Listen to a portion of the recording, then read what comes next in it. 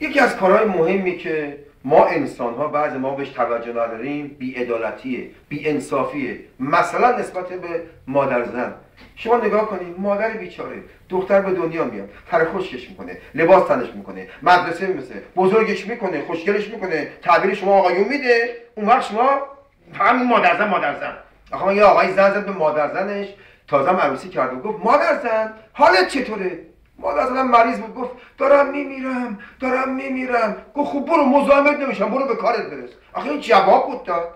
خب حالا بین تمام شادومادا که مادرزنشون عاشقانه دوست دارن، حالا یا واقعا دوست دارن یا از ترسشون دوست دارن، یک شادومادی پیدا شده مادرزنش دوست نداره. میخوام از قول اون شادوماد یه شعر بخونم که انشالله این شعر شما چی میپسندید.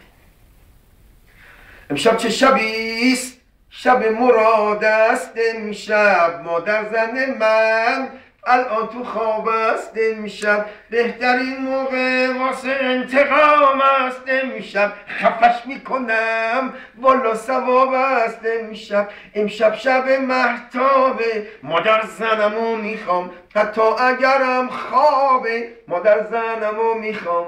خواب است و بیدارش کنید، آماده دارش کنید، گویی دومادت اومده، اون که میخوادت اومده حال تو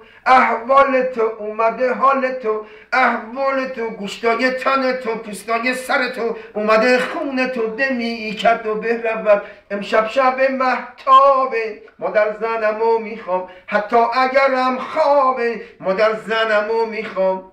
بی پدر مثل سیریشه از زنم جدا نمیشه، از زنم جدا نمیشه. شب جمعه وقتی میشه تکلیف بنده چی میشه؟ امشب شب مهتابه، مادر زنمو میخوام حتی اگرم خوابه، مادر زنمو میخوام.